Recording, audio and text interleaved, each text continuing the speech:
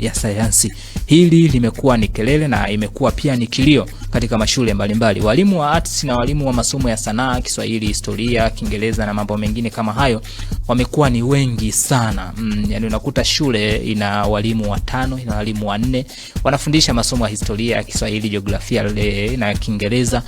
Lakini ukikuta walimu wa sayansi 2 au muda mwingine hata mmoja anafundisha vidato vyote, kidato cha kwanza hadi cha 4, ni namna ambavyo inaashiria uwepo wa uhaba wa walimu wa sayansi. Sasa kwa bunge hili kuonyesha uhaba wa walimu wa sayansi katika ngazi za elimu hizi sekondari ni jambo ambalo linatakiwa lifanyiwe kazi. Tumeona nafasi nyingi za ajira zimetoka kwa walimu, wameajiriwa, lakini katika kada hii ya sayansi inabidi serikali ielekeze nguvu kubwa sana kuhakikisha kwamba hata shule inapata walimu 4, 5 wa sayansi, ikiwezekana hata zaidi, kwa sababu tunasema kwamba sayansi imekuwa na ufaulu mdogo sana, masomo ya sayansi, chemistry, biology, lakini pia hata physics, mathematics, hizo ambazo zinaunga masomo ya sayansi, na ufaulu mdogo kwa sababu pia unaweza ukasema mwanafunzi labda hana ile capacity ya kuweza kupambana na masomo ya sayansi, lakini hata uhaba wa walimu. Mwalimu huyo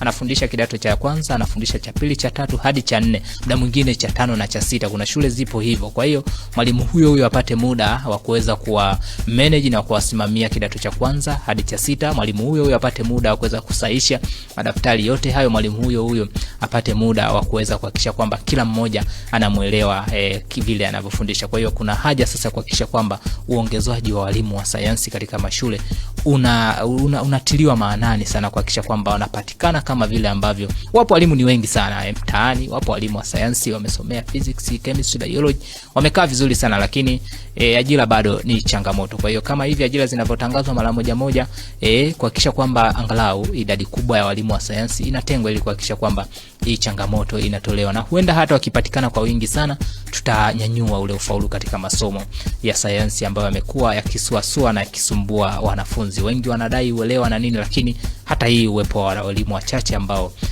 wanashindwa kumanage na kuwasimamia wanafunzi, idadi kubwa ya wanafunzi, inaweza ikawa ni changamoto na pia ni sababu ya wanafunzi hawa kupata ufaulu ule ambao ni mdogo na ni wa chini